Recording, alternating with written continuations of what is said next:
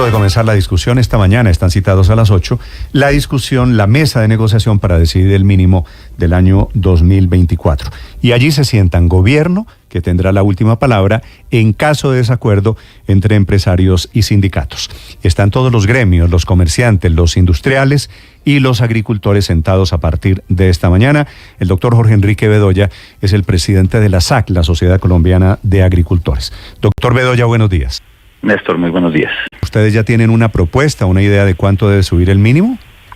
Pues Néstor, nosotros estamos esperando a que salga el dato de inflación de noviembre, que debe salir la primera semana de diciembre, y el dato de productividad, que son las dos variables que hay que tener en cuenta para empezar este proceso de concertación. Hoy discutiremos cronograma de aquí a diciembre y, como usted bien lo indicaba, ojalá para ponernos de acuerdo, y si no, pues el gobierno tiene la herramienta de sacar el mínimo por decreto. Sí, doctor Bedoya, con los datos que hay antes de noviembre, es decir, hasta octubre, más o menos la variación va a ser relativamente menor. Con esos datos, ¿de cuánto estamos hablando en tema de aumento y en tema de productividad, en tema de inflación?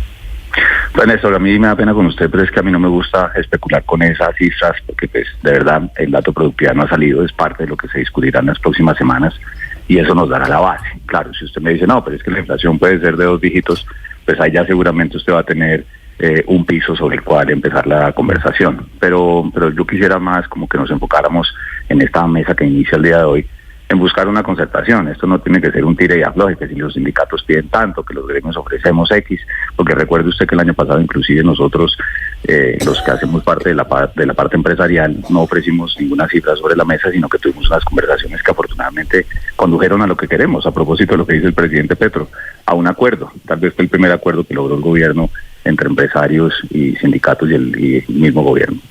Y veremos si este año se repite, doctor Bedoya. Ahora bien, habla usted de que están esperando el dato de inflación a noviembre, que sale la primera semana de diciembre, pero el año pasado no se tuvo en cuenta ese dato de carestía general, sino el dato de carestía a los hogares pobres y vulnerables, que fue del 14.34%, y no el general, que fue del 13.12%. ¿Este año va a suceder lo mismo? ¿Van a tener en cuenta ese costo de vida para los pobres? Paola, muy buenos días y gracias por su pregunta. Mire, yo creo que cada año es distinto y, como usted lo apunta, eso será un tema para evaluar. Es que el año pasado estábamos con un golpe inflacionario muy fuerte, y este año ya la tendencia parece que va, obviamente, como las cifras del DANE lo indica, va cambiando. Entonces yo creo que la conversación puede cambiar.